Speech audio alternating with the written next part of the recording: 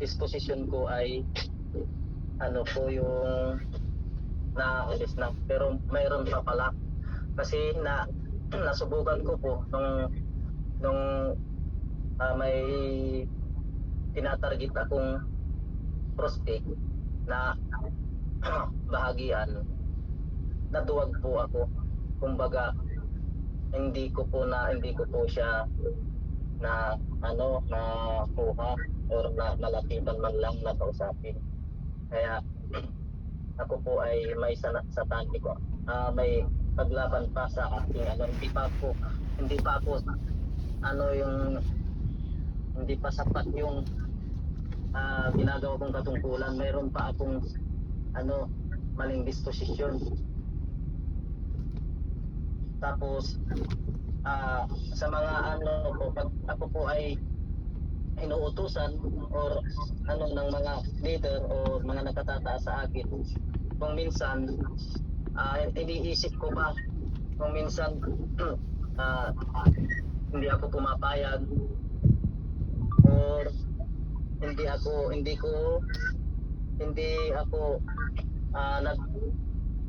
aalis, hindi man lang ako iimik, hindi man lang ako sasagot, ganun.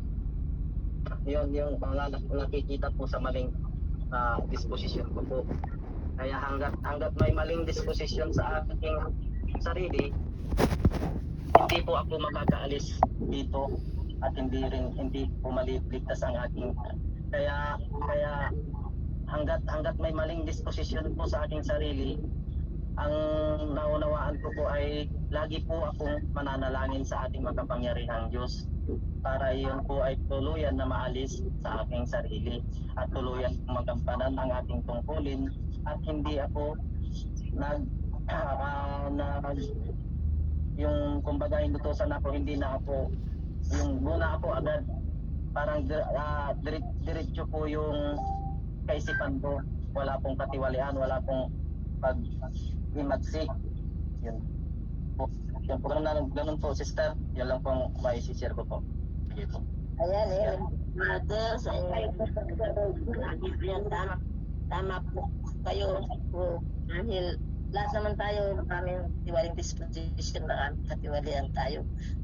Ano tayo dito lahat, sana nasa natin, related po tayo dito lahat. Kaya sana unti-unti natin maalis yung ating mga disposition na yung ating mali na disposition. Ayan, alam ko naman po na kayang-kaya mo yun, nga nakikita ko naman sa iyo ang yung kasipagan, pag masunurin pa po kay Almighty God. Ayan, amen po. Salamat sa inyong pagbabahagi. Ayan, about others po mga kapatid. Kaya po, kasi hindi naman tapos po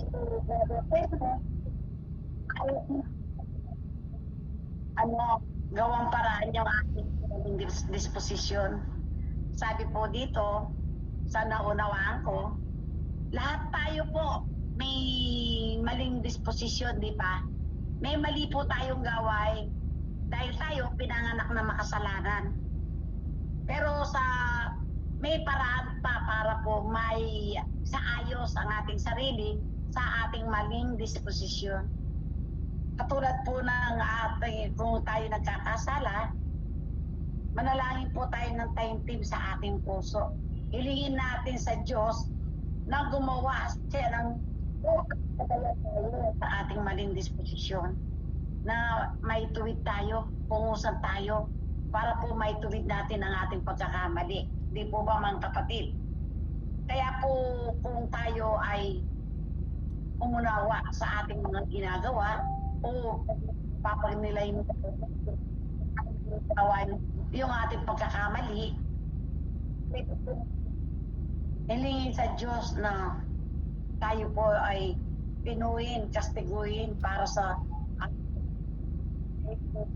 alam natin na sa ating gawain na mali kasi nasa kapaligiran po natin yan nakikita pero ginagawa din natin, alam po natin mali, pero bakit gumagawa pa rin tayo ng ganun. Kasi po, lahat tayo kasi pinanganak na makasalanan. Kaya po yung pamana sa atin ni Satanas na ganun, andyan na. Pero po kung pwede lang, iwaksi natin lahat yun dahil po tayo ngayon, alam na natin na nagpasakop na po tayo sa makapangyarihan Diyos. Lahat po ng maling alam natin, iwaksi na natin sa ating kaisipan. Kaya po, hindi ko na po, hindi sa sarili ko. Alam ko po muli, siyempre, iiwasan ko na yung gawain ganon. Pero meron pa rin po tayong nagagawang pagkakamali. Minsan, yung sanatiko nating kaisipan, hindi manayaalis. Minsan, may mga mata tayo, may nakikita tayo, may nadidinig tayo. Kagad nakakapagsalita tayo ng hindi maganda. O minsan nasa isip lang natin, pero alam nating mali yun, ay wag na lang. Kasi po, kung palagi nating iisip negative thinking natin na sa nakikita natin, nagkakasala pa rin tayo. Hindi pa natin nakikita yung ating sarili. Pero kung tayo po ay titingin sa tama, mananampalataya tayo sa tamang landas, o makita natin kung anong siguro po tayo ay patatawarin ng Diyos, maitutuwid tayo ng Diyos at kasama ang sarili natin sa paggabay niya, siguro po ay tayo ay may sasaayos niya. Malay natin, mape-perfecto tayo ng Diyos. Dahil po sa hinahangad natin gano'n, di po ba mga kapatid? Kaya po tayo, nadyan pa, hindi pa huling lahat. Pero malapit na po, nandyan na. Kailangan po natin may tuwid ang ating maling disposisyon at may isagawa natin yung tama. Yun lang po mga kapatid. Tugtungan nyo na lang po yung aking sharing. Ayan, po, Sister Rina, sa inyo, babahagi po. Ayan, kasi writing lang po tayo mga kapatid. Dahil nga, tayo, ganyan, lalong-lalo na po yung ating, pagka tayo napupumusan, ganun, kailangan natin na hindi tayo dapat na mapaglaban, magpasensyahan na lang po tayo para sa isa din po yung katiwalian po. Yan, mga kapatid. How about others po mga kapatid, sino pa po yung ating magbabahagi po ng kanyang katiwalian, mga kapatid?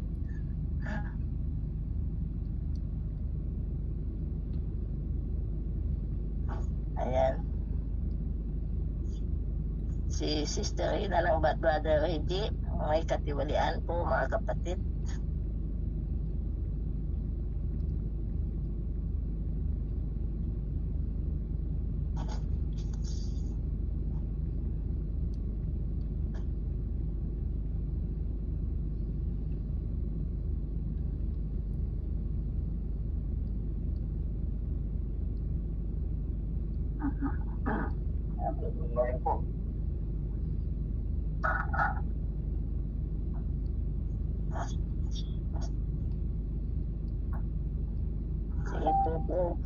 Sige po, Brother Inaro. Malinaw po ba mga kapatid? Ano po?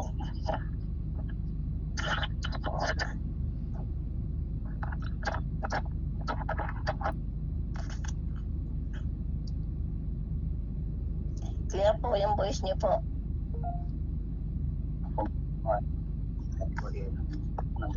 Ayan po. Hindi ko po nagagawa ang aking tungkulin. Ayan po. Pati sa aking pamilya, ayan po, hindi ko rin nagawa rin ang tungkulin ko sa kanila. Nagkasala po sa kanila kaya napakalaking katiwalian niyang nagawa ko yun. Humihingi ako ng labis na kapatawaran sa ating mga pangyarihan. Number one sa ating magkapangyarihan Diyos, hindi ko po nagagawang tungkulin ko bilang isang CEO. Kaya laging nagkagang pakiramdam ko kasi Pero sisikapin ko pa rin na makabawi po yan. Kaya lamang po at email po mga kapatid. Ayan, amen po, brother, sa inyo. Pagbabahagi ng inyong iwalyan. Fighting lang po. May ano pa naman, di pa naman ano yun, babawi na lang po. Hello. Hello, good morning po. Good morning. May dudugtunan ko lang po yung mga sinabi po nila. Sige po, okay na po. Clear po ba? Clear po, brother. Sige. Ito, pag alam na natin ang katotohanan at ang banal na salita ng ating Diyos, tayo na ay magbagong buhay, iwanan na natin ang lumang gawain at katiwalian. Sumunod na tayo at pasakop na tayo sa Kanya at sa Kanya at gawain na may pagmamahal sa gawa ng ating makapangyarihan Diyos. Amen. Hanggang doon lang po. Kasi nasabi na nila, hanggang doon lang po ako. Ayan, Amen po, amen. Amen. Sa inyong pagbabahagi po. Ayan. Tama po, kailangan po natin talagang maalis na po. Alam na natin ang katotohanan, kaya kailangan natin maalis natin.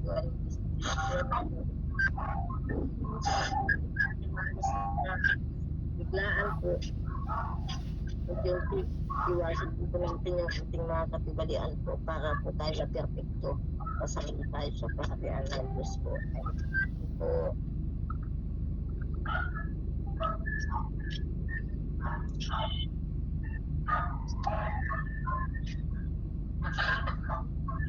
Hello po, Sino pa sister. po magbahagi mga kapatid? Hello po, sister. Ano dito? Dito ay question sa kanila. Ito po.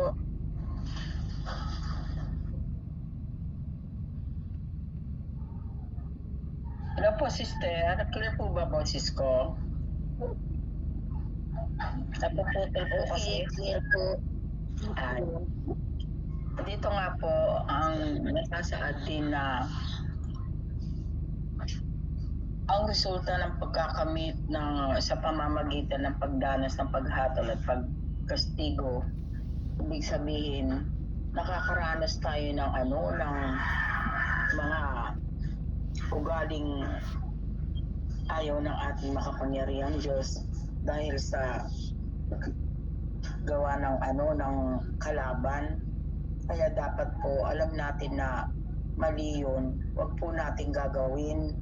At higit sa lahat, kung pwedeng ituro natin sa ating pamilya o sa ating mga kaibigan, mga anak, na kaya tayong intindihin, ituro po natin na mayroong Diyos na dapat sundin ang mga salita niya sa matuwid at maayos na pamamaraan.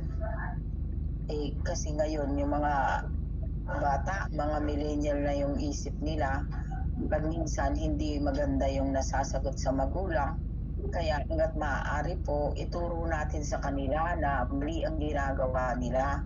Kaya dapat po na iparanas natin ang tunay na paghatol at pagkastigo na itinuturo sa atin ng ating makapangyarihang Diyos para makakuha tayo ng konti na kaalaman sa pamamagitan ng paghambing ng sarili sa mga salita ng ating makapangyarihang Diyos. Yun lamang po, sister.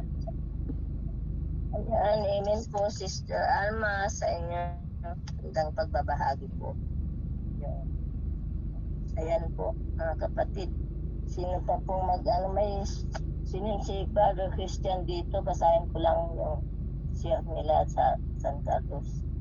Si Brother Gerson, sabi dito, dapat tayo pag nilayan, may tweet ang ating sanatikong disposisyon. Alam natin na sa sarili natin kung bakit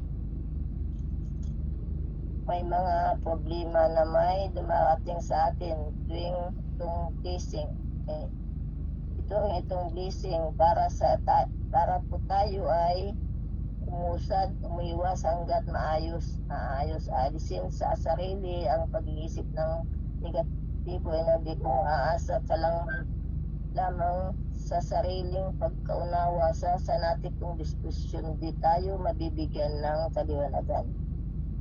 Ayan. Amen po, Brother Gerson, sa inyong pagbabahagi po.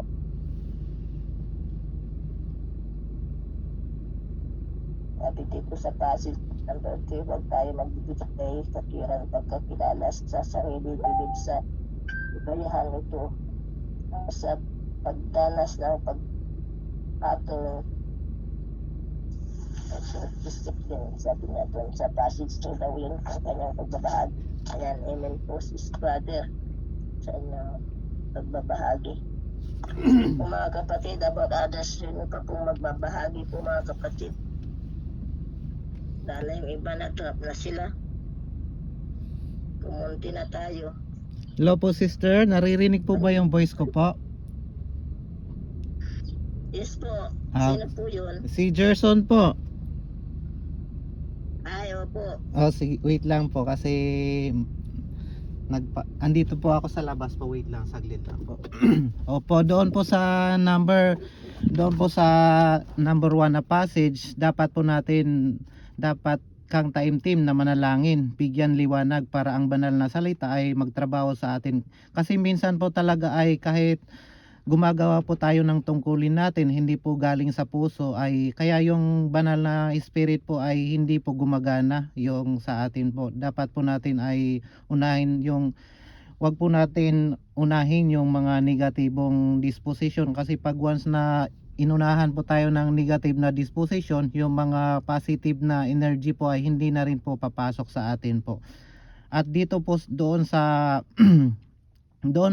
unang passage, kung aasa ka lamang sa inyong sariling pagkaunawa, hindi rin po tayo mabibigyan ng magandang sapat na proseso, at saka yung mga disposition natin ay yung mga tinatahak natin na mga landas ay nagkakaroon po tayo ng maraming pagkakamali po. At dito po sa pangatlong passage ay yun po yung naibahagi ko kanina, na yung parang bilib na bilib sa sarili, matalino kasi maraming alam sa sarili. Kasi regards kasi dito sa akin sa sarili ko po ay nagkakaroon po ako ng mga karamdaman, pero po ito ay tinuturing kong blessing para pagnilayan, kasi marami talaga akong disposisyon na dapat kong ayusin. Kaya yung mga nangyayari sa akin, pabalik-balik din ako ng ospital, pero hindi rin po ako natatakot kung mamatay ako bukas. Pero sabi ko, basta meron na rin po akong mga naipon na good deeds po para sa aking sarili po. Kaya mas maganda talaga na sa ngayon yung nangyayari sa atin, ito po yung pagkatistigo na kung ihahambing natin sa sarili natin, ay dapat po talaga ay disiplinahin natin yung sarili natin ng maaga, hanggat maaga pa. Yun lamang po sister, maraming salamat po. Ayan, amen po Brother Jason sa magandang pagbabahagi po. Ayan, tama po, sana maisabuhay natin at maisagawa yung mga ating mga sinasabi po mga kapatid, para talagang unti-unti maalis po natin ang ating tiwaling disposisyon po. Dahil yun ang hinahanap po ni Almighty God, yung ating maalis natin yung tiwaling disposisyon na tinanim sa atin ni Satan. Kaya po mga kapatid, ayan, yung ating mga pinagsasabi sa na unti-unti maalis na po natin yung mga bagay na mali sa ating disposition po. Amen po. About others po mga kapatid, si Sister Vanessa may share dito na nag-type na lang po siya. Hindi yata convenient na magsalita. Yan, sige, basahin ko na lang. Sabi niya dito, nung time po na dito pa, di ko pa nakikilala si Almighty God, nakarami po kong mga bagay na ginawa na akala ko okay lang, at akala ko di ito nakakaapekto sa relasyon natin sa Diyos. Pero lahat po yun ay naging malinaw sa akin nung nakilala ko na si Almighty God at nabasa at narinig ko na po ang kanyang mga salita. Kaya po pinapanatili ko pong palaging nagre-realize sa kanya. Lagi lang pong nagdasal at manalig sa kanya. Di man po natin lahat na iwasan o maiwalis ang mga bagay na maling disposition. Basta palagi lang po tayong manalig sa kanya po. Yan, amen po, Sister Vanessa. Ayan po mga kapatid, sister. Kailangan po talagang tayo Ito yung oras. Ayan. Mag-share din po ako, sister. Sige po, sis.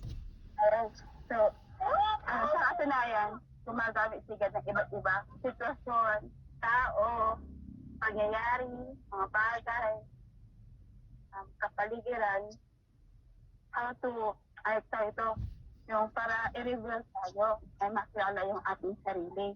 So, dahil we are lot of truth, so, dapat tayo manalangin kung paano ito na itinuro sa atin ni Brother Abel.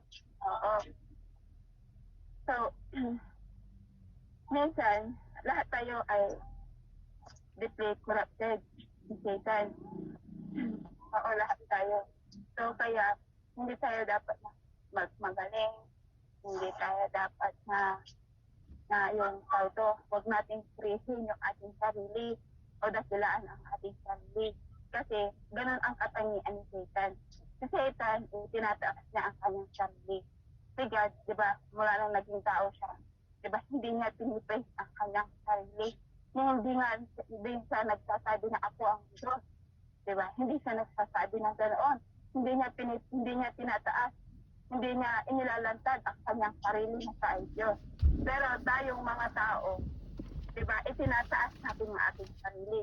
Pinipraise natin ang ating mga sarili.